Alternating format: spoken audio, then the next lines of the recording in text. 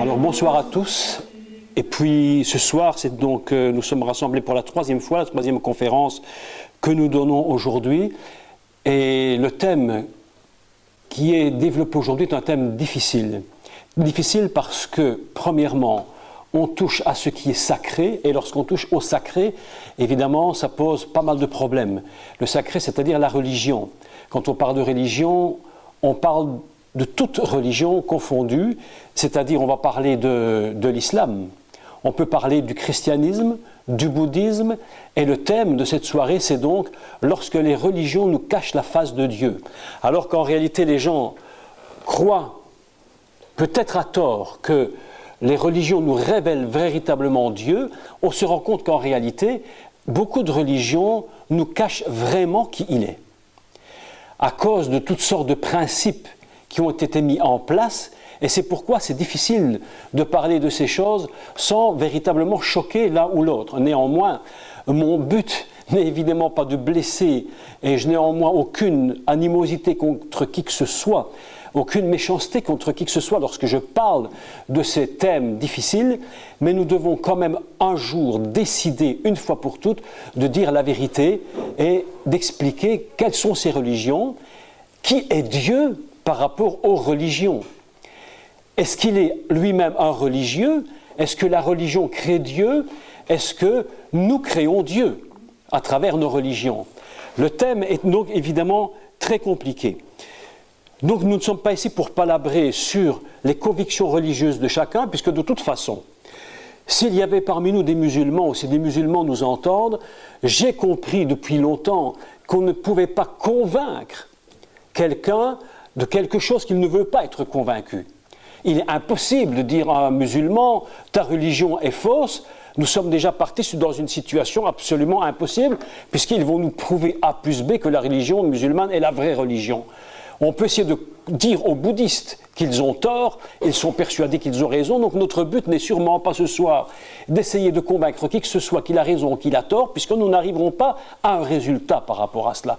Comment peut-on arriver à comprendre qui est Dieu? Ce n'est que par révélation. On a besoin d'une révélation. Sans cette révélation, il est impossible de dire oui c'est vrai ou ce n'est pas vrai. C'est juste ou ce n'est pas juste.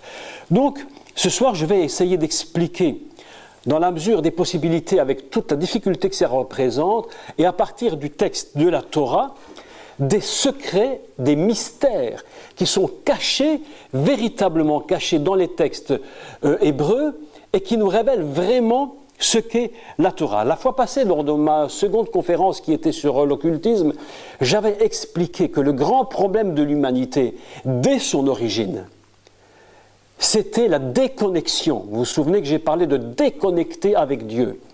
L'homme a été, dès le départ, conçu par le Créateur de l'univers pour être connecté avec lui.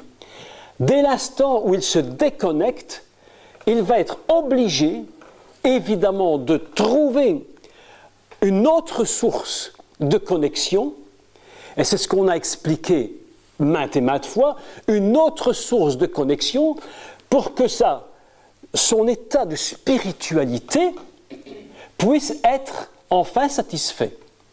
Vous savez que Dieu a mis, lorsque Dieu crée l'homme, il met en lui des forces, des énergies, et il met en lui un besoin de spirituel. Il y a une différence, et il faut quand même le dire tout de suite, une différence fondamentale entre l'être humain et l'animal. Ce qui est tout à fait surprenant, c'est que lorsqu'on pose la question aux croyants, qu'est-ce que le sixième jour dans la création? Qu'est-ce qu'en général ils nous répondent? Le sixième jour, c'est le jour de l'homme. Alors que si nous lisons bien le texte de la Torah, le sixième jour n'est pas seulement le jour de l'homme, mais c'est aussi le jour de l'animal. Alors j'ai trouvé ça très surprenant qu'on dise le sixième jour c'est le jour de l'homme, mais on parle aussi de l'animal. Mais lorsque les rabbins, les maîtres d'Israël décodent ces textes, ils disent clairement, il ne s'agit pas seulement de l'animal, mais il s'agit de l'animalité.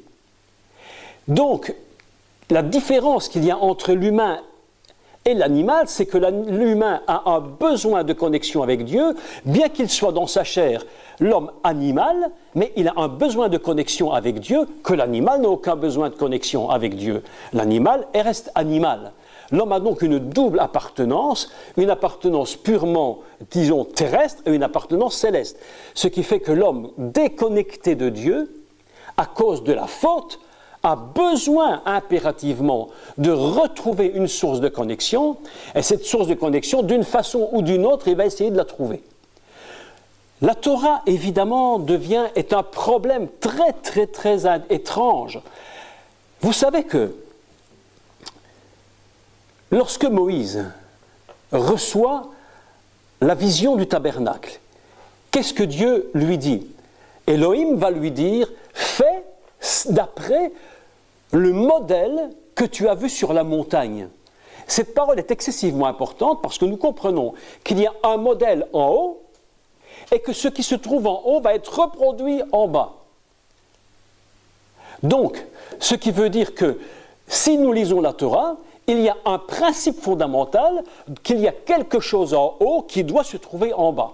Et ce principe est tellement étrange que nous nous rendons compte que même nous, lorsque nous voyons une image, et ça c'est très étrange, l'image que nous voyons à l'intérieur de l'œil est une image inversée. Et il faudra que le cerveau la retourne pour que nous puissions la voir à l'endroit. C'est un principe tout à fait surprenant. Autrement dit, si vous me voyez maintenant à l'endroit, c'est parce que votre cerveau m'a retourné. Parce qu'au fond de l'œil, vous me voyez à l'envers. C'est tout à fait surprenant de voir une telle chose. Mais dans la Torah, il y a des systèmes tout à fait étranges et similaires, dont un qui se trouve dès le départ de la Torah, les premiers versets de la Torah, va être un problème fondamental. Et si nous n'avons pas la bonne connexion, c'est-à-dire ce qui permettra de retourner l'image, nous allons lire à l'envers. Et là, je voudrais m'expliquer, parce que le système est tellement incroyable que nous allons rentrer dans une difficulté de lecture du texte hébreu. Si je lis la Torah dès le commencement, il est écrit « Bereshit bara Elohim et hashamayim ve'haaretz ». Traduction habituelle, et ça vous allez bien le comprendre, au commencement ou pour le projet, Dieu créa les cieux et la terre. Ça, tout le monde le comprend, parce que ça paraît absolument logique. Maintenant, si je prends le contexte, si je prends le texte tel qu'il est écrit, et que je lis dans l'ordre des mots, qui aurait très bien pu se traduire dans l'ordre des mots, je lis au commencement, eh bien, créa Dieu, et non pas Dieu créa. Ce qui pose évidemment un problème, on se dit, mais est-ce qu'il est possible de créer Dieu? Tout le monde dira, non, c'est impossible, c'est Dieu qui crée la nature. Et pourtant, on se rend compte que lorsque l'homme se déconnecte de Dieu, même s'il croit, et c'est difficile à comprendre, même s'il croit qu'il y a un Dieu qui a créé, il est capable, à cause de cette déconnexion et de cette mauvaise reconnexion, et je vais expliquer, de dire, eh bien, c'est l'homme qui crée Dieu. Et qu'est-ce que la religion? Et nous allons le voir, c'est littéralement l'homme qui va se créer un Dieu à sa propre image. Et ça, c'est quelque chose d'absolument surprenant. Comment l'homme est-il capable de se créer un Dieu à son image? Comment l'homme est-il capable de se créer un Dieu à ses propres valeurs? Se déconnecter veut dire qu'on n'a plus la capacité, réellement la capacité, de voir que c'est Dieu qui crée, mais le retournement ne se fait plus, et comme le retournement ne se fait plus, ce n'est plus Dieu qui crée le monde, mais c'est l'homme qui va créer Dieu. Et voilà une des complexités dans la Torah. Et c'est très, très, très, très surprenant. Nous avons appris, et vous le savez, enfin pour ceux qui le savent évidemment, peut-être ceux qui écouteront cet enseignement ne le savent pas, mais lorsque le serpent est venu, qu'est-ce qu'il a fait? Je l'ai déjà dit, je le répète, il a déconnecté. Il a dit surtout, il faut que tu te déconnectes de là-haut et il va réduire littéralement Dieu seulement à celui qui crée et non plus à celui qui est éternel. Puisqu'au début de la Torah, il est écrit Elohim, il est écrit que le Dieu Adonai Elohim, l'éternel Dieu, mais lorsque le serpent intervient, il va supprimer Adonai et il ne va parler que de Elohim. C'est-à-dire qu'il va amputer Dieu d'une part de ce qu'il représente pour l'homme. La déconnexion va produire un problème. Le problème de la déconnexion, c'est quoi? C'est lorsque l'homme n'a plus la capacité de trouver Dieu dans sa totalité. Et voilà que l'homme maintenant est déconnecté et il ne voit plus qu'une création à tel point que même l'apôtre Paul dira que l'homme déconnecté adore la créature plutôt que le créateur. À cause de quoi? À cause justement de cette amputation, véritable amputation de qui est Dieu au profit uniquement de ce qu'il fait et non pas de ce qu'il est. Il faut savoir que Elohim, en hébreu, a une valeur numérique. La valeur numérique d'Elohim, en hébreu, c'est la même valeur que le mot nature. Autrement dit, lorsqu'on parle d'Elohim, on parle de sa création. Et l'homme déconnecté n'a plus de possibilité de pouvoir comprendre que Dieu est un ensemble indivisible et il va ainsi former lui-même un Dieu à son image. D'ailleurs, on le remarque, si on voit l'Égypte ancienne, pour ne parler que d'elle, qu'est-ce qu'ils font? Ils adorent la nature, les animaux. Pourquoi? Parce qu'ils sont déconnectés véritablement avec le Créateur dans son niveau le plus élevé qui existe. Toute religion, quelle qu'elle soit, a une capacité incroyable, terriblement dangereuse. Même le christianisme,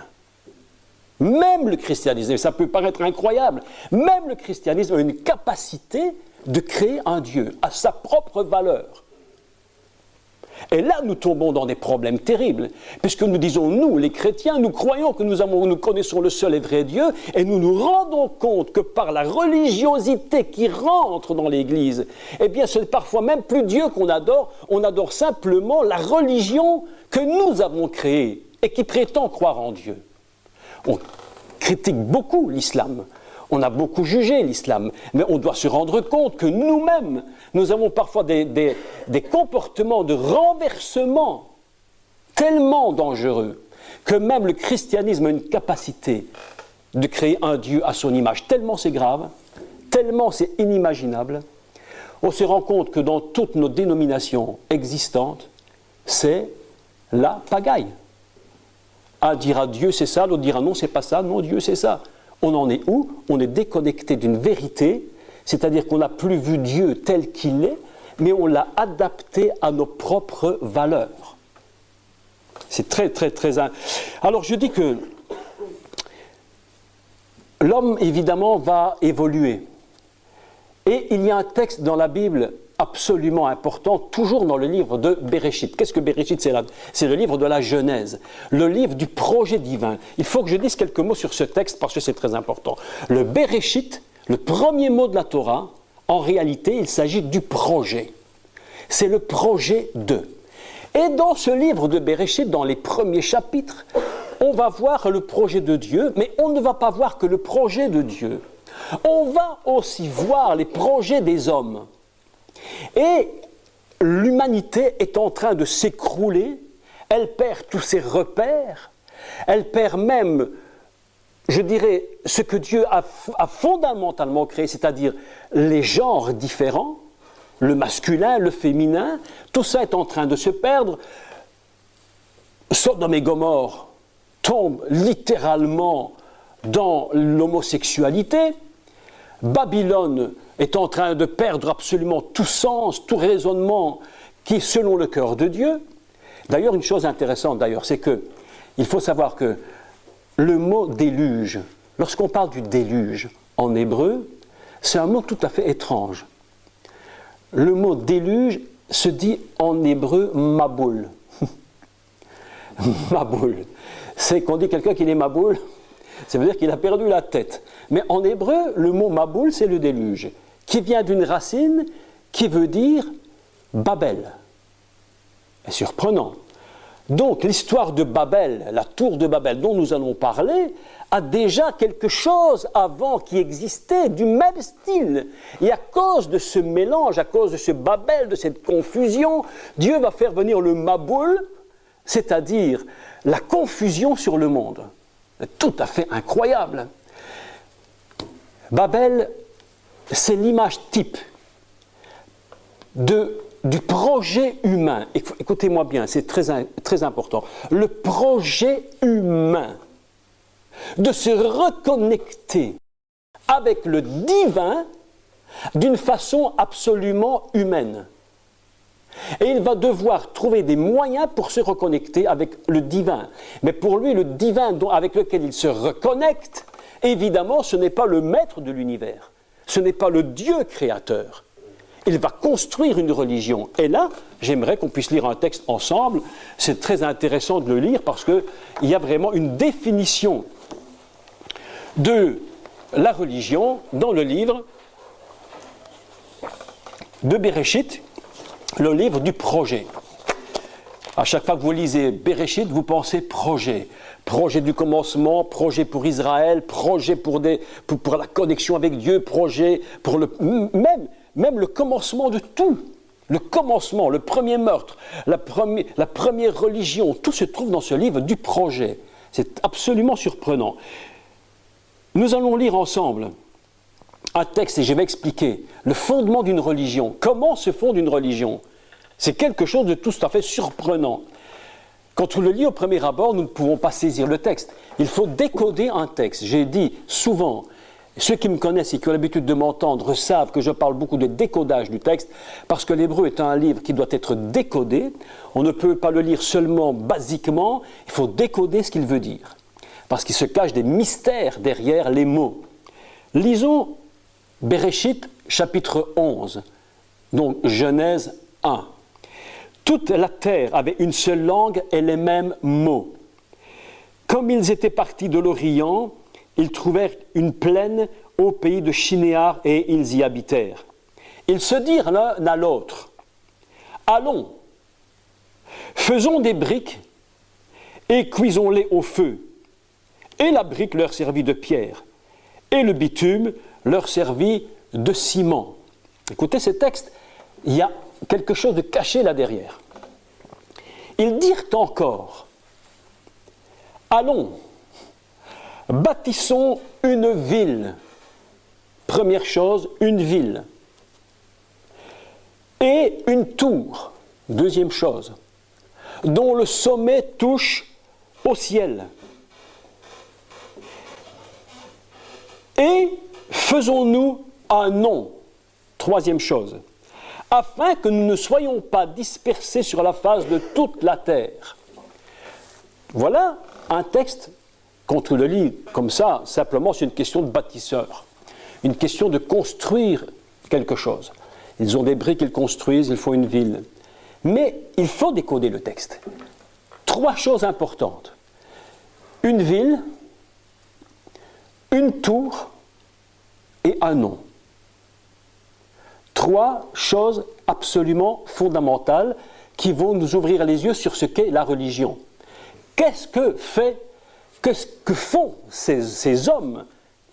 Ils vont construire une ville. Qu'est-ce qu'une ville? C'est un lieu de rassemblement. Tout le monde est soumis dans une ville à une loi qui est semblable. Tout le monde est enfermé dans ce même endroit. C'est un lieu où tout le monde vit ensemble, chacun évidemment dans sa maison, mais avec, si vous voulez, une même direction.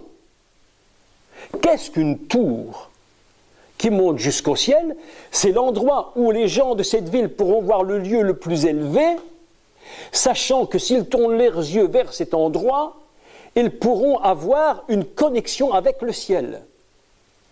L'histoire de Babel n'est pas n'importe quoi, c'est une histoire de rassemblement d'hommes, rassemblement de personnes qui, au fond, désirent reconnecter avec Dieu et ils décident qu'au milieu de cette ville, ils vont construire une tour qui va toucher le ciel. Et puis, ils vont dire ceci, et c'est très intéressant, ils vont dire, et faisons-nous un nom. Ne soyons pas sans nom, parce que s'il n'y a plus de nom, nous n'avons pas d'identité. Si nous n'avons pas d'identité, nous ne savons pas qui nous sommes. Il faut qu'on sache que le nom et les noms dans la Torah sont d'une importance capitale, puisque chaque nom est un code, et que Dieu lui-même a des noms de Dieu, c'est Hachem.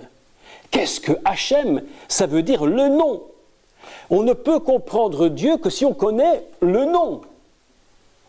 Et n'ayant plus connexion avec le nom, au-dessus de tous les noms, ils se disent, nous devons nous connecter avec le divin, mais ce nom, nous ne l'avons plus, faisons-nous un autre nom. Et voilà que vient de se créer, en quelques instants, en trois fonctions fondamentales, basiques, l'esprit de la religion. Le rassemblement, une possibilité de s'élever jusqu'au ciel et de se donner un nom. Si vous regardez ce que c'est qu'une religion, en fait, ce n'est que ça. C'est un endroit où les gens se rassemblent, un endroit où on va construire quelque chose, des rites, des systèmes, toutes sortes de principes religieux qui vont nous élever, qui vont essayer, ou tout du moins nous faire croire, et peut-être même que c'est vrai dans une certaine mesure, nous élever au niveau le plus élevé qui soit, dans la connexion du divin, du surnaturel, si ce n'est pas du divin lui-même, tout du moins du surnaturel. Et puis, qu'est-ce que la religion? On va y mettre un nom. Regardez ce qui se passe tout simplement, regardez ce qui se passe tout simplement quand nous prenons les grandes religions. Regardez, quelles qu'elles soient. Si vous prenez le catholicisme, n'en déplaise, c'est un rassemblement de personnes qui ont construit un système religieux tellement élaboré, tellement structuré, qu'on a l'impression que si on s'accroche à tous ces rites et à tous ces systèmes, et les gens croient qu'ils sont en train de toucher le divin, alors qu'autour de cette tour qui était construite, s'est greffée autour toute une idolâtrie absolument inimaginable. Et qu'est-ce qu'ils ont fait? Ils ont dit, donnons-nous un nom. Donnons-nous un nom. D'où le grand danger, très grand danger, même pour les évangéliques, de se construire des systèmes religieux d'un très haut niveau, avec des systèmes, entre guillemets, qui nous permettraient d'atteindre le divin, et on ne se rend même pas compte qu'on est en train de basculer littéralement dans la religiosité. Et rappelez-vous des paroles de Jésus qui a dit clairement, « Quand je serai parti, allez par toutes les nations et faites des disciples. » Mais on a compris quelque chose d'autre à un certain moment. Certains ont compris, faites des religions. Certains ont bâti des religions. Certains ont bâti le catholicisme. Du catholicisme va sortir le protestantisme, va sortir la religion orthodoxe. Et chacun va construire sa propre tour à son propre niveau en disant « nous avons compris, les autres ne savent rien comme d'habitude, évidemment personne ne sait rien sinon nous, et nous allons nous élever et nous allons nous donner un nom afin que par ce nom, nous ne soyons plus jamais dispersés. » Alors que Jésus n'a jamais dit « faites des religions ». Jésus n'a jamais dit « faites des dénominations ». Jésus n'a jamais dit « élevez vos noms ». Celui qui élève son nom au-delà de toute la mesure, du raisonnable, n'a même pas compris qu'il est en train de cacher et de voiler littéralement le nom de Dieu et qui est Dieu. Alors vous me direz, mais le protestantisme est sorti du catholicisme parce qu'il fallait bien qu'il sorte. Je dis oui, il fallait bien sortir de cette idolâtrie. Néanmoins, lorsqu'on en a formé cette religion, il fallait faire attention de ne pas soi-même reconstruire ce que les autres avaient construit et contre les choses contre lesquelles nous nous étions opposés. Aujourd'hui, lorsque je vois ce qui se passe, je me dis que de tours de Babel ont été construites. Que de tours de Babel. Que de discussions inutiles à savoir qui a raison et qui a tort.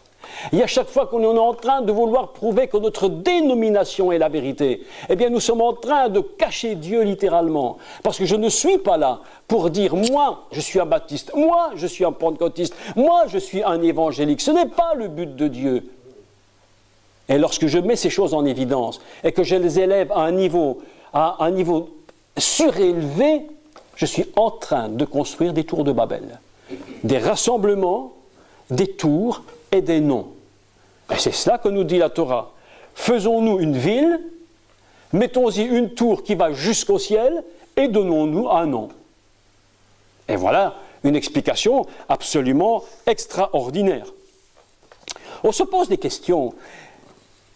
Souvent, on se rend compte que les gens ont déserté les églises. Les gens ne veulent plus dans nos églises. Pourquoi? Mais parce que dans nos systèmes de construction humains, les gens ne savent plus, comme on le dit, et c'est vraiment le cas de le dire, on ne sait plus à quel saint se vouer. À quel saint il faut se vouer. Les gens vous disent, oui, mais attendez, il y a des catholiques, il y a des protestants, il y a des musulmans, il y a des bouddhistes, il y a des hindouistes, il y a tous les istes du monde, des pentecôtistes, des baptistes. À quel saint faut-il se vouer? Qui dit la vérité? C'est ce que les gens nous disent. Mais qui dit la vérité? Mais je vous dis clairement, dans toutes ces choses-là, si les gens regardent les dénominations, on leur a caché Dieu. Parce que Dieu, c'est autre chose que ça.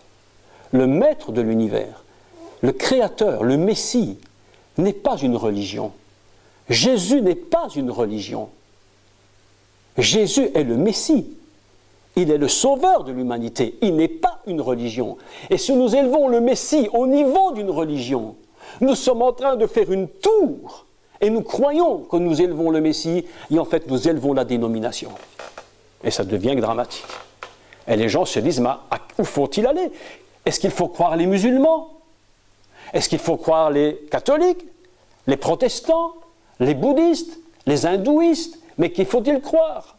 Regardez, lorsque ces religions sont élevées à ce niveau, lorsque ce système religieux puissant est élevé à un tel niveau, ce qui se produit, eh bien, on le voit depuis des siècles, et presque maintenant 2000 ans et peut-être même plus, des guerres de religion. Des guerres de religion. Pourquoi? Simplement parce qu'on a voilé Dieu, et on a élevé le nom. On a élevé le nom. Faisons-nous un nom. Un jour, j'étais en Afrique, au Congo, je crois, c'est au Congo, je pense. Et un monsieur est venu me voir et il me dit, mais vous êtes de quelle église, de quelle dénomination? Ah non, c'est pas comme ça que ça s'est passé. Je vais le dire autrement. Il y avait un grand séminaire d'enseignement et j'ai enseigné pendant là une semaine. Et à un moment donné, je me suis levé et j'ai dit direct, je suis un pentecôtiste. Ah là là là, les pentecôtistes m'ont applaudi. Puis, une seconde après, j'ai dit, je suis baptiste. Tous les baptistes étaient contents. Et puis j'ai dit, moi je suis salutiste. Et tous les salutistes, évidemment, sont contents. Et je leur ai dit, écoutez, moi je suis tout. Parce que je crois au baptême de l'esprit, je crois au baptême d'eau, je crois au salut, etc., etc. Je ne suis rattaché à aucun nom particulier, de peur que si je développe un nom particulier, je ne cache le reste de Dieu et que je cache en finalité son visage. Que s'est-il passé?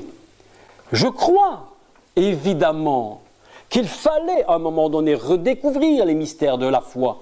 Il fallait redécouvrir le baptême. Il fallait redécouvrir le baptême de l'esprit. Il fallait redécouvrir l'évangélisation. Bien sûr, il le fallait.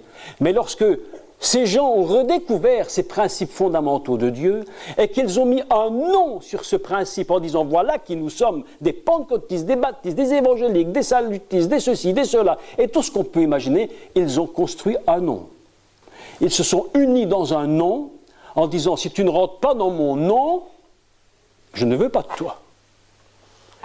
Aujourd'hui, quel est le grand problème dans nos églises? Il faut quand même le dire véritablement, c'est la guerre, non pas la guerre des étoiles, la guerre des noms.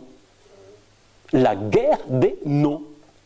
Et si tu n'es pas de mon nom, je ne peux pas associer mon nom avec ton nom. Donc, même si tu fais l'œuvre de Dieu, Tais-toi, je ne veux même pas te comprendre, ni même pas t'entendre. La Bible nous dit clairement, il y avait une seule langue et les mêmes mots. Mais lorsque Babylone vient, Dieu dit c'est plus possible. Et les mêmes idées vont se séparer littéralement et se disloquer. Et aujourd'hui, dans nos dénominations respectives, plus personne ne comprend personne. Ou si peu comprennent d'autres. Et là, c'est un grand problème. Ces systèmes-là sont en train de nous cacher la face de Dieu. Regardez les grandes religions comme le judaïsme. Écoutez ceci, le judaïsme à son origine n'est pas une religion. J'entendais l'autre jour un rabbin qui disait avec vérité et justesse d'ailleurs, le judaïsme à son origine n'est pas une religion. Mais qu'est-ce que c'est si ce n'est pas une religion? Puisque tout le monde dit le judaïsme est une religion. Ils mettent les tzitzit, ils ont vous voyez, toutes ces choses, les chapeaux, les barbes, enfin tout un truc pas possible. Même des choses qui ne sont même pas dans la Torah, ils les ont inventées, rajoutées, construites. Si le judaïsme n'est pas une religion, mais qu'est-ce que c'est? C'était quoi à l'origine? Ben, je vais vous dire ce que c'était. C'était une relation avec Dieu. C'était une relation. Tout simplement. Si vous regardez bien, il n'est écrit nulle part la religion israélite dans la Bible. Il n'est écrit rien. Il est seulement parlé d'une relation avec le divin. Et lorsque Dieu va donner la loi à Moïse, pourquoi va-t-il la donner? Pour construire la relation avec le divin. Si nous ne sommes pas capables de construire une relation avec le divin, mais que nous ne sommes capables que de construire une relation avec la religion, même si nous sommes chrétiens, même si nous montrons les musulmans du doigt, même si nous disons les hindouistes sont ceci et les bouddhistes sont cela, nous ne sommes pas différents d'eux. Je vous dis la vérité. Nous ne sommes même pas différents. Sinon que nous professons le nom de Jésus, mais qu'au-dessus du nom de Jésus, bien souvent, on a placé le nom des dénominations.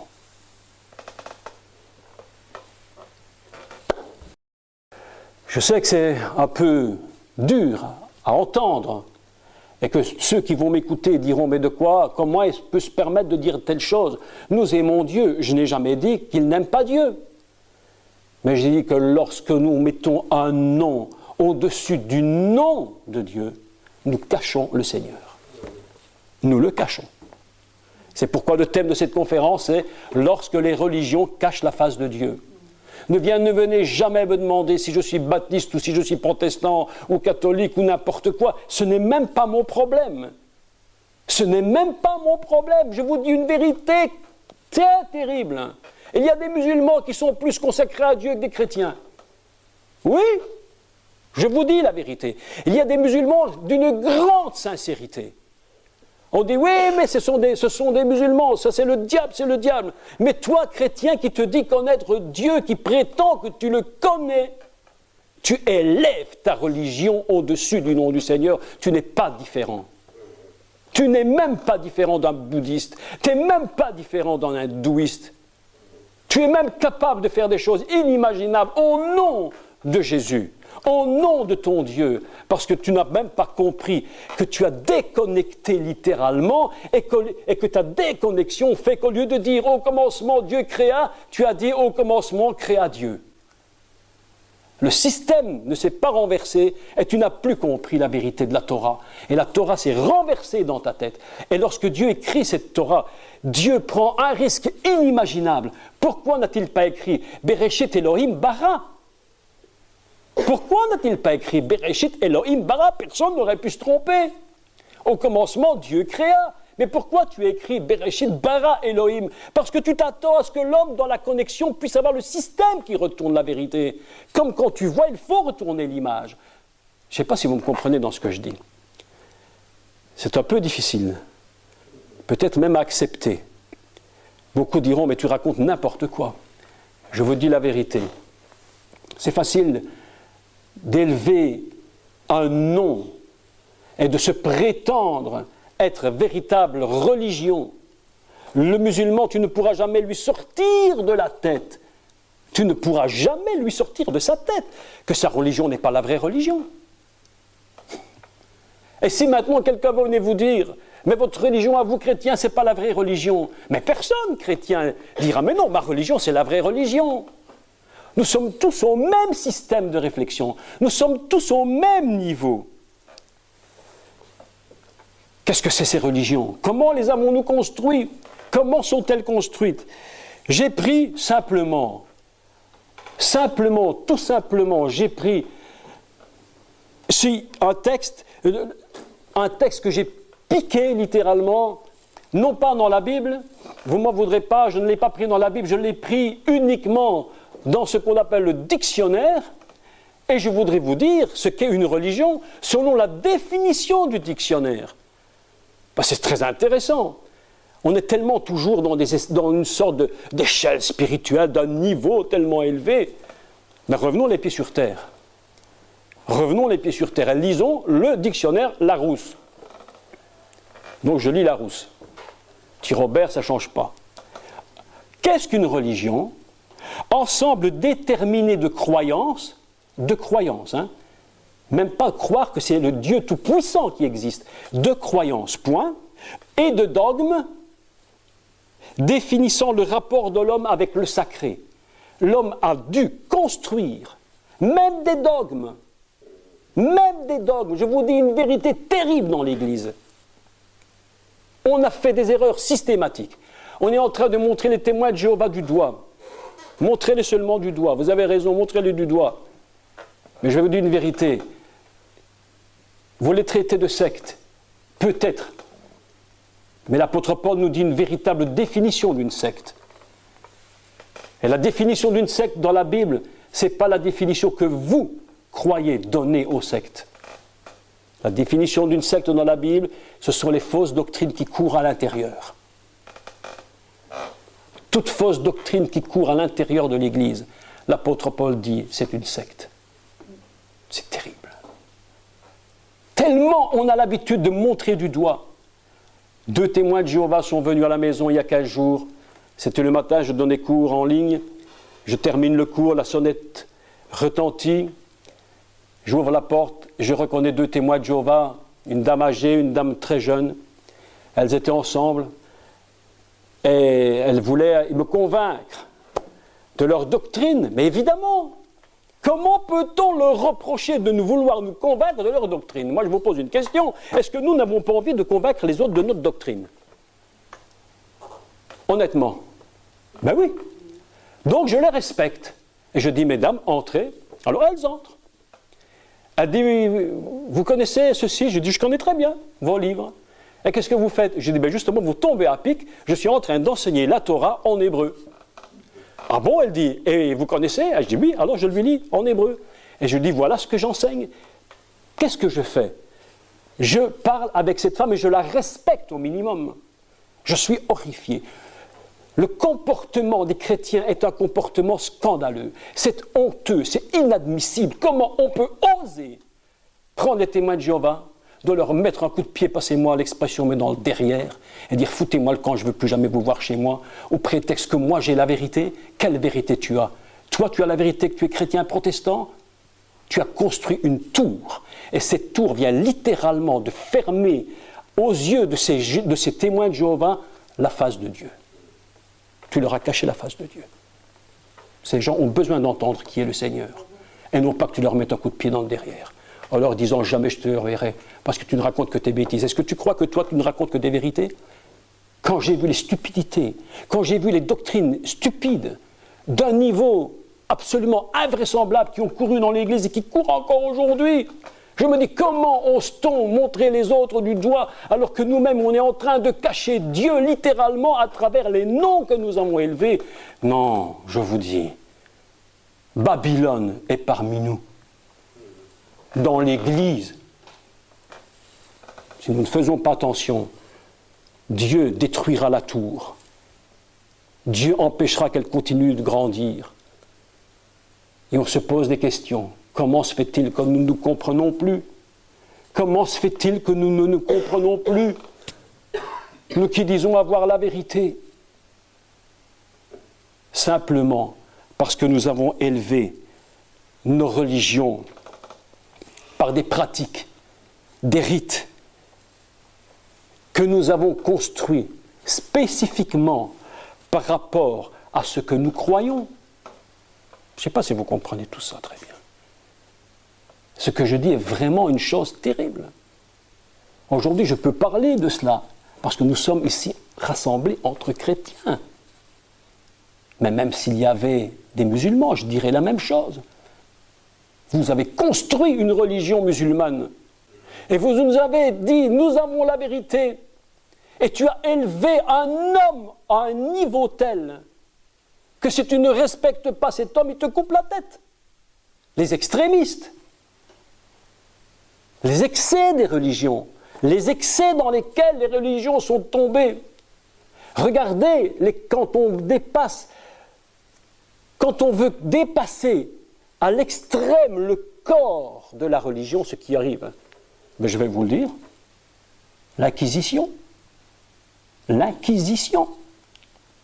Et aujourd'hui même, lorsque nous regardons l'Irlande, qu'est-ce que nous voyons? Quelle est l'image? Quelle est cette image? Je vous pose la question, qu'a le monde de la religion? Protestant catholique? Un jour, une dame me disait, mais vous parlez de Dieu, mais regardez là-bas, les protestants catholiques, ils se font la guerre depuis je ne sais combien de dizaines, et si ce n'est pas des dizaines et des dizaines d'années. Qui? Les protestants contre les catholiques. On a élevé le nom. Le secret se trouve dans la Torah. Bereshit, chapitre 11. Faisons-nous une ville, rassemblons-nous en un même endroit, construisons une tour et donnons-nous un nom. C'est terrible. C'est terrible, mes amis. Je vous dis, terrible. Lorsque les religions créent ce genre de système, on va élever chacun pour lui-même, va élever sa propre religion par rapport à ses valeurs propres, qui n'ont en finalité pas grand-chose à voir avec les valeurs divines. Parce que chacun a sa conception du bien et du mal. Pourquoi croyez-vous que Dieu ait dit de ne pas aller à l'arbre de la connaissance du bien et du mal?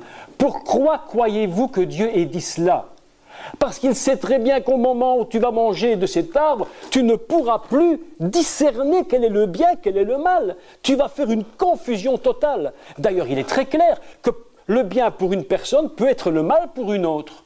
Et regardez ce que j'explique.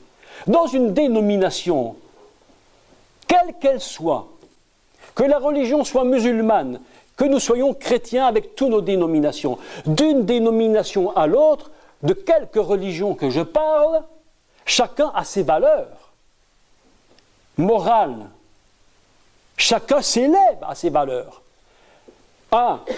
Le chrétien de telle dénomination dira « Ah non, ça, c'est non ». Mais l'autre dénomination n'est pas dérangée par cette chose-là. Elle ne se sent pas dérangée pour cela. Elle dit « Mais non, pourquoi c'est non? Pour moi, c'est bien ». Donc, les religions se construisant sur des systèmes purement humains, évidemment, vont élever le bien et le mal à leur propre niveau. De là, les gens n'y comprennent plus rien. Parce que Dieu te dit, si tu te déconnectes du divin et que tu te rattaches à l'arbre du bien et du mal, tu n'auras jamais la capacité de comprendre quel est véritablement le bien et le mal selon la pensée divine. Donc, le seuil de conscience que produit la religion est un seuil de conscience qui est très dangereux. Je vais m'expliquer. La conscience va réagir. Par rapport à quoi? Par rapport à un système religieux imposé. Il y a plusieurs choses qui vont établir une conscience sur cette terre. Si vous réfléchissez bien, il y a quoi? Il y a la culture dans laquelle nous sommes, l'éducation familiale et la religion. Ces trois principes-là, mis ensemble, vont former un système de conscience. Et le système de conscience va évidemment être en fonction de ce qu'on nous a toujours enseigné. Si dans ma famille on m'a toujours enseigné ceci, si dans ma culture on m'a toujours enseigné cela, évidemment que si je vais contre ce qu'on m'a enseigné, ma conscience va être choquée, troublée. Si ma religion m'a toujours enseigné ceci ou cela, ma conscience va être évidemment troublée. Ça devient un grand problème. Si toute une vie, à l'époque aussi, nous sommes au XVIe siècle, au XVIIe siècle, il était absolument inconcevable, culturellement, qu'une femme puisse montrer ses chevilles. La femme qui montrait ses chevilles au XVe ou au XVIe siècle était considérée comme une femme moins que rien. Donc sa conscience est troublée, si elle fait le contraire. Les siècles ont passé, les années et les siècles ont passé. Aujourd'hui, ces choses n'ont même plus de valeur pour nous. On se dit, mais comment pouvait-on faire de telles choses? Est-ce que vous me comprenez bien? Et c'est ce qui se passe dans nos églises. Le système religieux construit des niveaux, écoutez-moi, des niveaux de sainteté artificiels, je dis artificiels, construits sur des systèmes religieux qu'on va imposer aux gens. Et on fait croire aux gens qui viennent que s'ils font telle chose, que s'ils mettent un foulard, que s'ils ne le mettent pas, que s'ils mettent du rouge à lèvres ou que s'ils n'en mettent pas, que s'ils font ceci, qu'on ne fait pas cela. Et on va construire des règles et des systèmes. Et on fait croire aux gens que c'est Dieu. Eh bien je vous dis, c'est pas Dieu. C'est de la religion. C'est de la religion. Et avec tous ces systèmes, les gens croient qu'ils sont sanctifiés, entre guillemets, et en fait, ils ne sont pas du tout sanctifiés, ils sont religiosés. Systématiquement religiosés. Et ils disent, nous connaissons Dieu, parce que nous, dans notre église, on ne peut pas mettre la boucle d'oreille. Vous voyez comme nous sommes saints. Mais l'autre, dans l'église d'à côté, dit, mais nous pouvons. Vous voyez comme nous sommes saints. Qui a raison et qui a tort? Mais tous les deux ont tort, parce que notre référence n'est certainement pas les systèmes religieux. Notre référence, c'est la connexion avec le maître de l'univers et non pas avec l'arbre de la connaissance du bien et du mal dans lequel nous ne pourrons jamais sortir. Ce sera impossible que l'on sorte de là. Et on dépasse ainsi dans l'excès. L'excès est tellement grand dans toutes les religions qu'on dépasse à un niveau tel qu'on se construit véritablement des tours de Babel, et certaines de ces tours, passez-moi l'expression, s'appellent christianisme. Oui. Ah non, il ne faut pas me dire des choses pareilles, nous avons la vérité. Ah, tu as la vérité, mais tu te construis une tour. Ne m'en demandez pas si je suis protestant, je ne suis pas protestant, moi. Je suis un disciple du Seigneur. Je ne veux pas qu'on me parle d'autre chose. Des tours se sont construites, des tours se sont levées. Des tours dont chaque nom se termine par « ist ». Et on élève ces noms. On les élève tellement haut, ces noms. On en a fait littéralement des dieux. Certains ont plus l'amour de leur religion, de leur dénomination, qu'ils n'ont l'amour du Père. Obsédés par leur religion. Véritablement prosternés devant leur religion. Le diable a bien compris tout cela. Le but du diable, je vous le dis, le but de l'esprit du serpent, c'est quoi? Est-ce que vous croyez que c'est de détruire l'Église? Pas du tout. Il dit, mais au contraire, construis seulement ton Église, là, ta dénomination, fais-la seulement ta dénomination. Et c'est tellement incroyable que cet esprit est tellement dans la tête qu'aujourd'hui, il y a une concurrence entre les dénominations. Parce que le diable, ça l'intéresse énormément, beaucoup de dénominations. Plus ça se divise, et plus il règne. Plus il divise, et plus il règne. Diviser pour régner. On en est arrivé à un point, c'est même plus lui qui doit diviser, ça se divise tout seul. Le but de l'arbre, la force d'un arbre, c'est quoi la force d'un arbre? Est-ce que vous avez déjà pensé à ce que c'est la force d'un arbre? C'est le nombre de branches, parce que plus il y a de branches, plus il y a de fruits. Si un arbre n'avait qu'un tronc, on dirait, tiens, c'est un poteau. On ne dirait pas c'est un arbre, on dirait c'est un poteau. Mais voilà que du tronc de Babylone, la religion fondamentale dont l'esprit, mais il faut que je le dise, dont l'esprit continue de ravager la terre, et même nos églises, le tronc de Babylone a laissé sortir de lui des branches, des très grosses branches. Des très grosses branches. Certaines s'appellent christianisme, avec tous ces erreurs. Certaines s'appelleront l'islam. Et de ce christianisme, de cet islam, vont sortir d'autres branches. Parce que le but d'un arbre, c'est de laisser sortir des branches de la branche. Et si on ne coupe pas l'arbre, si on ne va pas l'élaguer, l'arbre va prendre une proportion absolument inimaginable. Et les dénominations se redivisent, et une branche pousse. Et de la division, oh là là, on est dans une catastrophe, je vous le dis, une catastrophe. Il y avait les frères larges qui ont quitté telle dénomination, ils ont formé les frères larges. Mais les frères étaient tellement étroits qu'on disait quand même qu'ils étaient larges. Mais enfin, ils étaient quand même larges, mais bon, il paraît qu'ils étaient larges. Mais c'était tellement large pour certains qu'ils ont sorti une branche de cette branche. Et ils ont fait les frères étroits. T'imagines, quand tu fais partie des frères étroits, alors que tu viens d'une branche qui s'appelle les frères larges, qui sont déjà eux-mêmes étroits, dans quelle étroitesse tu te trouves? Je ne sais même plus comment on s'en sort. Et moi, je vous dis la vérité, je vous dis la vérité, je vous dis la vérité. L'esprit du serpent est en train de se nourrir véritablement de ces stupidités-là. On n'est même plus capable de communiquer, de parler. On n'est même plus capable d'échanger.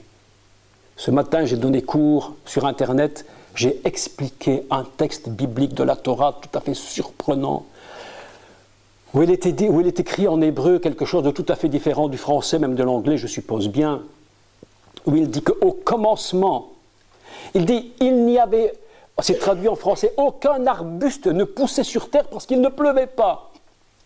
Le texte hébreu ne dit pas ça du tout.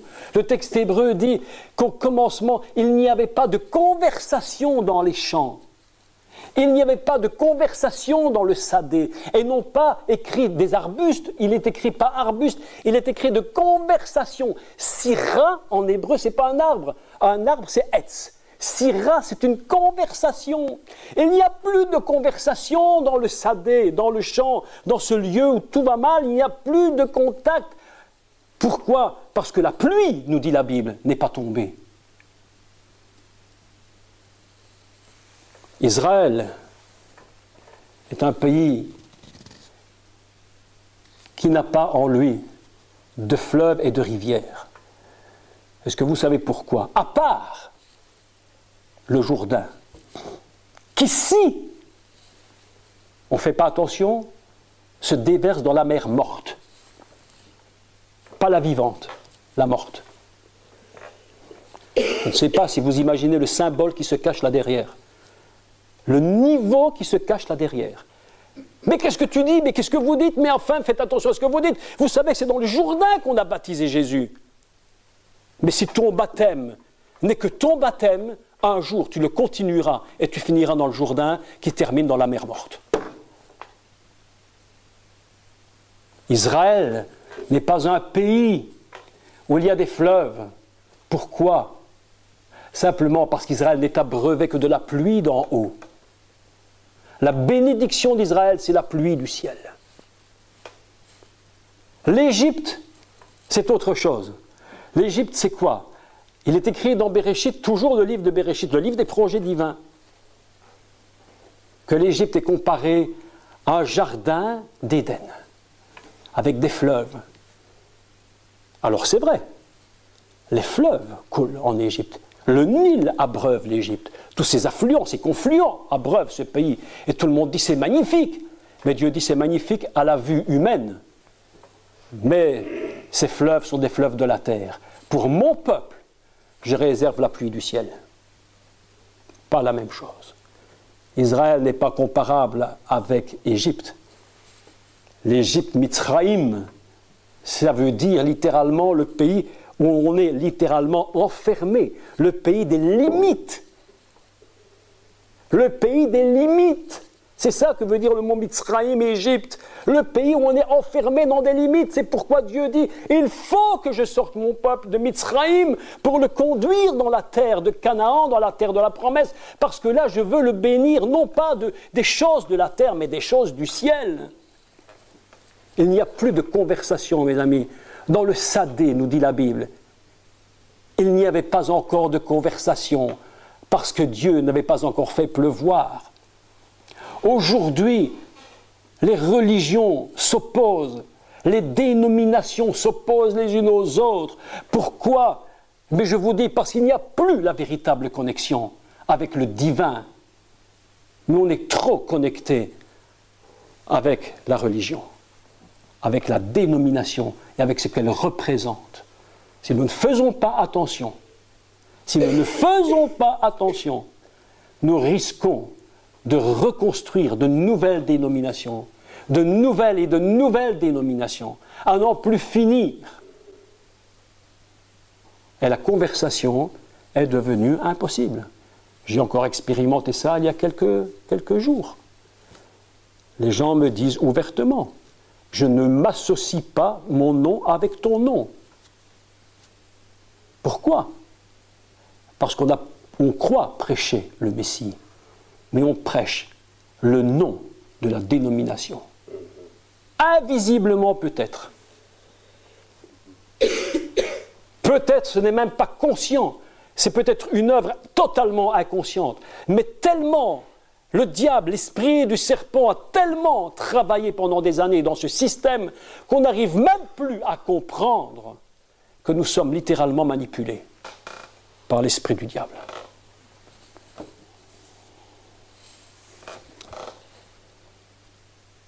Les gens croient que leur système, écoutez-moi bien, je vais vous dire ici quelque chose d'absolument inimaginable. Il faut écouter vos oreilles grandes là, parce que ici c'est un pavé, c'est même plus un pavé, c'est un rocher dans la mare. Tellement que c'est un rocher dans la mare, il n'y a même plus la mare quand le rocher est tombé dans la mare. Des paroles de Yeshua, de Jésus, des choses qu'on dit, qu'on répète et qu'on entend 1000 fois, qui n'ont même plus d'impact. Ça n'a même plus d'impact tellement on est habitué à nos systèmes de pensée religieux. Et ces paroles fondamentales du Messie n'ont même plus l'impact, on n'a même plus compris ce qu'il dit. Jésus, Yeshua, qui veut dire le Sauveur, entre autres, va partir en chemin et il va en Samarie. Voilà notre Jésus en Samarie et il voit une femme qui est au puits là. Vous connaissez l'histoire, tout à fait basique. C'est toujours ce qu'on nous raconte dans nos églises, basique. Je ne reproche rien parce que le basique c'est quand même la parole de Dieu. Ben oui, je suis d'accord. Le basique c'est quand même la parole de Dieu, c'est quand même Dieu qui l'a dit. Donc même si c'est basique, c'est quand même Dieu. Donc on ne peut pas aller contre ça en disant c'est minimum, donc ça ne vaut rien. Non, le minimum du minimum dans la bouche de Jésus, c'est toujours le maximum du maximum. Est-ce que vous êtes d'accord avec moi?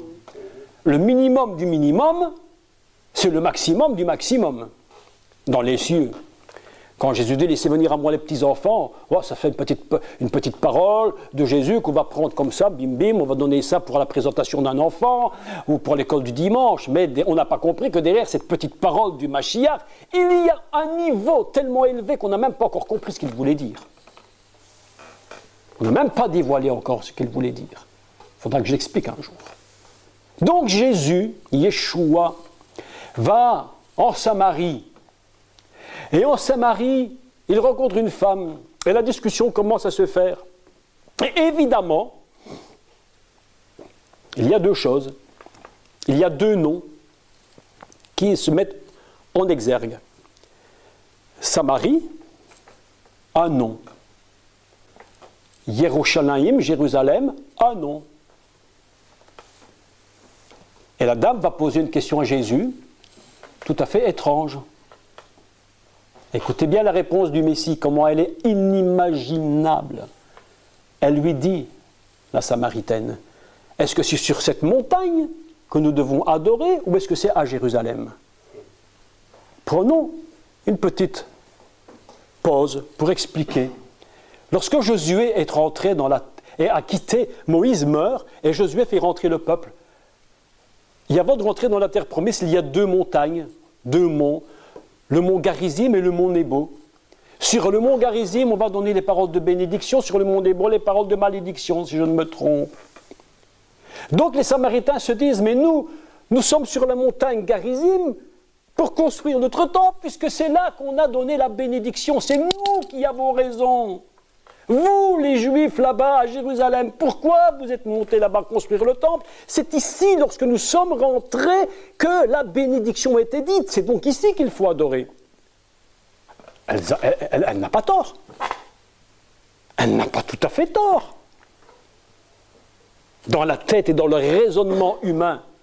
Mais elle n'a pas tout à fait tort. Et je ne lui dis pas, mais tu as tort. Il lui dit, bah, tu ne sais pas ce que tu racontes, parce que moi qui suis juif, je vais à Jérusalem, et je vais au temple, et il faudra parler du temple. Par rapport à la religion et à l'esprit, au corps et à l'âme de la chose. Jésus va faire une réponse stupéfiante, mais alors stupéfiante, qui va absolument régler le problème définitivement des religions et des systèmes religieux élevés à des niveaux très élevés. Il va dire, écoute bien, madame la Samaritaine, c'est pas ici, ni à Jérusalem qu'on adore. Ça, c'est des systèmes. Tu t'appuies sur des systèmes et tu essaies de comprendre des systèmes, alors que les vrais adorateurs, ils adorent comment? En esprit et en vérité.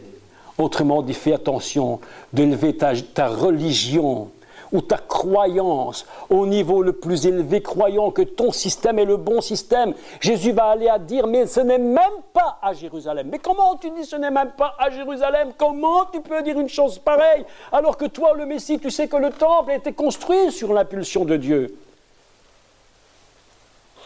Je vais vous dire un secret. Écoutez-moi bien. Il y a des choses que Dieu craint et qu'il te demande de faire. Il y a des niveaux différents de création. Il y a ce qui se passe là-haut. Je ne vais pas rentrer dans toutes les complications hébraïques, c'est un peu compliqué, mais il y a des choses que Dieu crée là-haut avant de les créer ici-bas. Et puis lorsqu'elles sont créées là-haut, dans ce monde à lui, dans son monde à lui, dans lequel nous n'avons rien à voir, nous ne pouvons même pas le comprendre, ce monde. Il va créer là-haut quelque chose. Et puis lorsque ces choses sont créées là-haut, il va te demander de les faire ici-bas. Et lorsque tu les as construites ici-bas, il va te dire, abandonne-les, et laisse-les moi. Écoutez ceci, écoutez l'histoire de Noé. Je suis surpris, mais alors vraiment ça me sidère, ça me retourne. Lorsque vous lisez le texte en hébreu, vous voyez que Dieu dit à Noé, construis-toi une arche. Et le brave Noé, pendant le Talmud, nous dit qu'il a mis 120 ans pour la faire. Bon, vous imaginez 120 ans pour faire ce bateau, cette boîte, cette caisse, littéralement la caisse. Et lorsqu'elle est terminée, que dit Dieu à Noé? Il lui dit maintenant, viens. Écoutez-moi le mot. Écoutez le mot. Viens. Il ne lui dit pas va. Comme si derrière ce mot, Elohim avait dit à Noé, dépossède-toi de ce que tu as fait. Ça m'appartient à moi maintenant, plus à toi. C'est pourquoi je ne te dis pas va, parce que tu pourrais dire je vais dans ce que j'ai fait, mais viens, parce que c'est à moi que tu viens dans l'arche. Est-ce que vous comprenez la différence? La religiosité, c'est d'aller dans ce que nous avons créé. La foi, c'est d'aller dans ce que Dieu a en lui-même de vie et d'onction et de force. C'est toute la différence.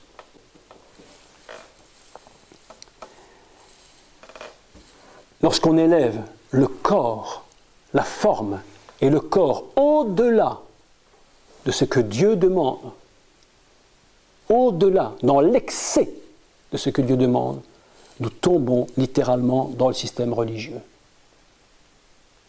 Aujourd'hui, il y a une concurrence absolument inimaginable entre les églises, à savoir qui aura la plus belle et la plus grande.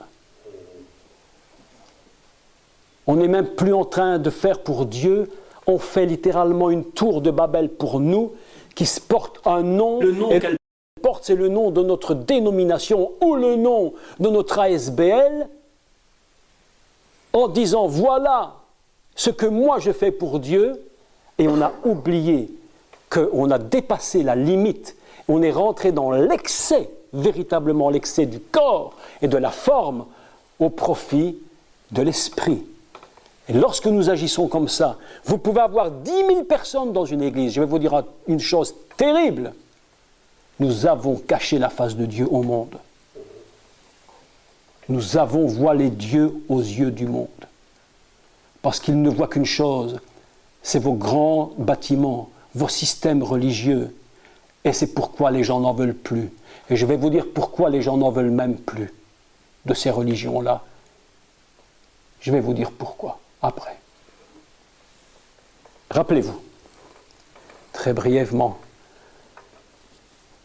vous serez d'accord avec moi si je vous dis que c'est Dieu qui a demandé de construire le temple de Jérusalem. C'est pas une invention d'homme. Mais lorsque le temple de Jérusalem dépasse en excès le système religieux, bien que ce soit Dieu qui l'ait dit, lorsque le temple de Jérusalem et que les sacrifices, que les rites, les systèmes humains, sacerdotaux, dépassent ce que Dieu demande, il se produit un véritable drame.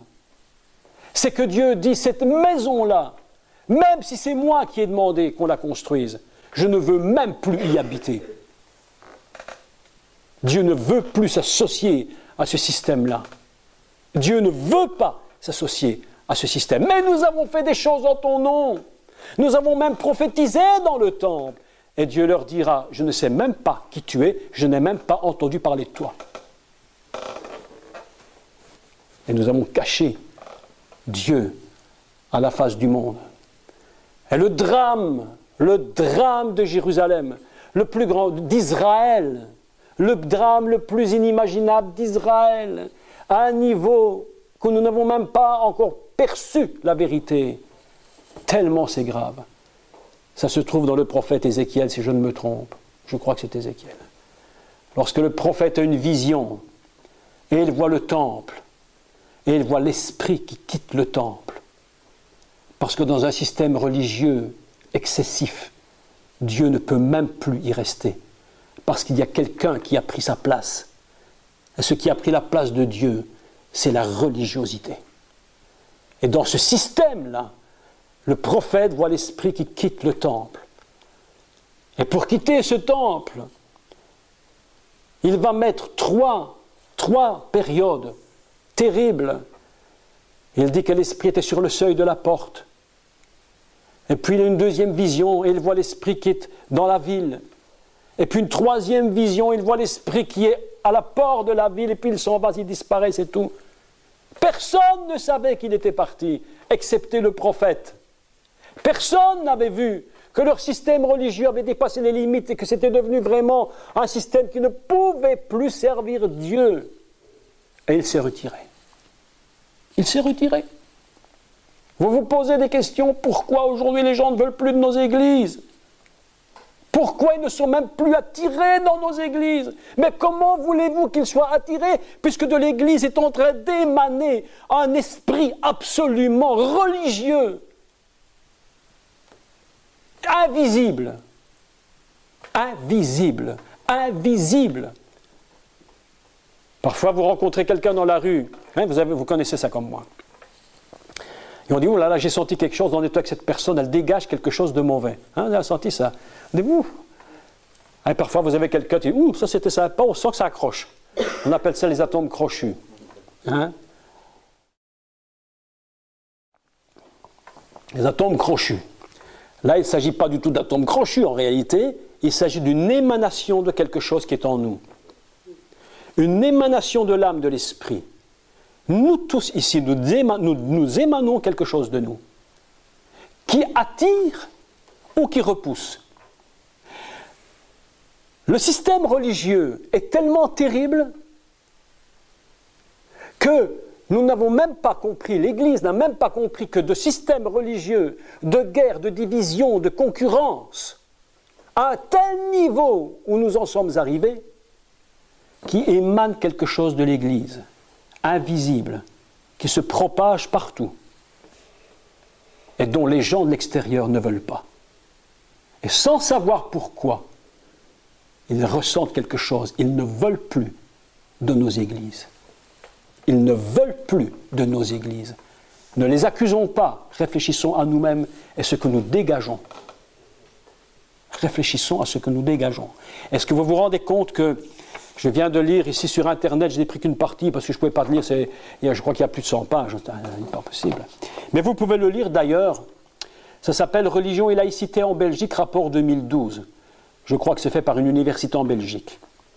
Et elle nous explique qu'à Bruxelles, et vous l'avez entendu, les églises sont vides. Je ne parle pas des églises évangéliques systématiques. Je parle des églises, même catholiques, puisque le pays est très catholisant. Et il dit, voilà, on envisage de transformer l'édifice, donc l'église. Mais enfin, écoutez, je lis ce qui est écrit. Hein. Là, j'invente rien, j'écris, je lis. On envisage de transformer l'édifice religieux, donc l'église, en une halle aux fruits et légumes. Ah non! Est-ce que vous vous rendez compte qu'en Belgique et en France, il y a des architectes qui ont pris les églises vides, ils en font des hôtels. Il y a la place de l'hôtel, c'est le cas de le dire, l'hôtel de l'église. On a fait un hôtel pour dormir.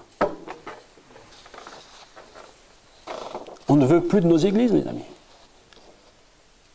Parce qu'elles émanent de elles-mêmes et de ce système religieux quelque chose que le monde ne peut pas accepter. D'ailleurs, autrefois j'étais un peu choqué parce que j'entendais un jour un pasteur, je ne sais qui dit quoi, mais enfin bref, qui était tombé dans un terrible péché, terrible. Et on a passé ça sur toutes les émissions. Vous savez, la Belgique ne passe rien de spécial sur les églises, ça ne les intéresse pas. Mais lorsqu'un pasteur se casse la figure, évidemment, là on va bien mettre... Ah ben, bien entendu, j'étais choqué. J'ai dit, quand c'est pour parler de nous, on n'en parle pas, mais quand quelqu'un se casse la figure, là on aime bien le dire. Et j'étais tellement choqué, qu'importe. Et j'étais tellement choqué. Et après coup, j'ai réfléchi. Il m'a fallu des années pour réfléchir. Des années. Mais je me suis dit, mais ils avaient raison d'être choqués. Parce qu'ils s'attendent de nous à quelque chose qui est dans la sainteté. Et on leur donne exactement le contraire. Comment ne seraient-ils pas choqués? Si tu engages une femme d'ouvrage et tu t'attends à ce qu'elle fasse ton ménage, lorsque tu rentres à la maison, tu te rends compte qu'elle a tout sali. Et elle exige en plus que tu la payes. Tu vas lui dire, madame, d'abord tu remets tout en ordre, quand tu auras terminé, je te paye, après je te fiche dehors. Et j'en prends une autre. Et tu serais normal, tu n'es pas choqué, parce que tu dis ça à quelqu'un, il ne sera pas choqué, il dira, tu as eu raison. Mais moi, j'étais choqué de la réaction de la télévision nationale. Mais en réalité, est-ce qu'il n'avait pas raison d'être choqué? On attend de l'Église un témoignage. Un bon témoignage. Mais l'Église émane d'elle quelque chose de terrible. Quelque chose d'invisible. Quelque chose qu'on ne peut même pas voir. On envisage de fermer, de transformer l'édifice religieux, l'Église, en halle aux fruits et légumes, constituée en association sans but lucratif, sous le nom des Amis de Sainte-Catherine. Je vous le lis, hein. Ils ont récolté 7800 signatures par le biais d'une pétition pour que cette église devienne un magasin de fruits et légumes, proposant de faire de l'église un centre spirituel et œcuménique. On va vendre des salades et des poireaux, mais c'est spirituel. L'association dénonce des pressions sur la fabrique d'églises, de prise de décisions unilatérales, de négociations entre la ville de Bruxelles et le vicariat, et tente de rallier les différents échelons de la hiérarchie ecclésiastique à sa cause, c'est-à-dire pour transformer cette église en boutique à légumes. Voilà, quand on élève la religion à un tel niveau, on a littéralement caché Dieu. L'islam prétend révéler Dieu. Mais comment peut-elle révéler Dieu dans de tels agissements? Je ne dis pas que tous sont comme ça. Je ne dis pas que tous les musulmans sont comme ça. Encore là, nous devons être très sages quand on parle. Il faut être très prudent dans ce qu'on dit. Il y a autant de dénominations chez les musulmans qu'il y en a chez les chrétiens. Il y a les salafistes qui sont terribles, extrémistes, violents, cruels. Mais tous ne sont pas comme ça. Il y a des gens sincères.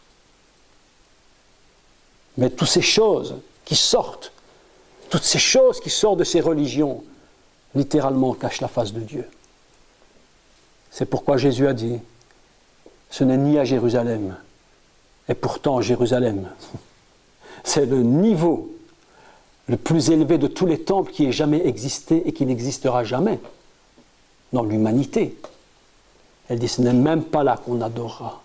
La véritable adoration, c'est lorsque tu quittes l'arbre du bien et du mal, de ta religiosité, pour te connecter définitivement avec le divin, le maître de l'univers, celui qui nous a créés. Il y aurait tellement à dire encore, tellement à dire sur les structures de l'Église, sur les fonctionnements, sur ce qui est vrai, sur ce qui est faux, sur ce qui est bien, sur ce qui est mal. Tellement à dire. Je n'aurais même pas l'opportunité aujourd'hui de le faire. Je voudrais dire ceci. Tous ceux qui croient que leur religion révèle Dieu ont véritablement caché sa face. Et aujourd'hui, le monde ne sait plus qui il est. Parce que la seule image qu'ils ont de Dieu, c'est l'Église et sa religiosité. Et sa religiosité. Quand vous demandez qu'est-ce que c'est l'Église catholique, les gens vous répondent, c'est le pape. C'est le pape. Le pape est élevé à un niveau tel qu'il est devenu pape, papa, père. C'est pourquoi Jésus dira d'appeler personne père. Il faut comprendre ce qu'il dit. Ça ne veut pas dire que je ne peux pas appeler mon papa papa, évidemment. Mais ça veut dire qu'on ne l'appelle pas père, c'est-à-dire celui qui est au-dessus de tous les noms et qui est le créateur de toutes choses. Le monde a une image du catholicisme, c'est tous les rites, tous les systèmes. Le monde a une image de l'Église protestante, religieuse, à outrance. À outrance. Ça ne révèle pas Dieu, ça révèle un système religieux. Dieu est ailleurs, mes amis. Connectons-nous avec le divin. Je ne dis pas qu'il faut quitter nos églises. Ce n'est pas ça que je dis. Mais je dis, faites attention que vos dénominations ne soient pas le nom au-dessus de tous les noms. Parce qu'au moment où le nom est au-dessus de tous les noms, vous savez ce qui se produit? Dieu dit, confondons leur langage, afin qu'ils ne se comprennent plus. Vous comprenez ces choses? Babylone, la ville de Babylone, centre fondamental de toute religion, est la tête d'un esprit satanique dont nous parle le prophète Daniel. Et regardez ce qu'il voit comme vision, cette statue immense. Quelle était la tête? Babylone. Et cette tête influence le corps. La Babylone, la Perse, la Grèce, etc., Rome, dans lequel aujourd'hui nous vivons dans cet esprit. La tête Babylone influence le corps. Aujourd'hui, nos églises sont influencées par cet esprit de Babylone. Toutes nos dénominations ne servent pas à montrer la face de Dieu, mais elles servent à le cacher aux yeux du monde. C'est ce que je voulais vous dire aujourd'hui. Faites attention à ce qui émane de vos églises. Faites attention à ce qui émane de vos églises. Ne refusez jamais d'aimer l'autre s'il mérite. Et s'il ne mérite pas, aimez-le quand même. Faites attention de ne pas bénir l'autre lorsqu'il mérite d'être béni. Faites attention de déconnecter celui d'à côté parce qu'il ne te ressemble pas. Fais attention de ne pas élever ton nom au-dessus de tout nom. On s'est construit une ville, on s'est construit une tour, et il dit, et faisons-nous un nom afin que nous ne soyons pas dispersés sur la terre. merci de m'avoir écouté pour cette soirée. Et que ces choses restent en vous. Je clôture maintenant. Merci. Voilà.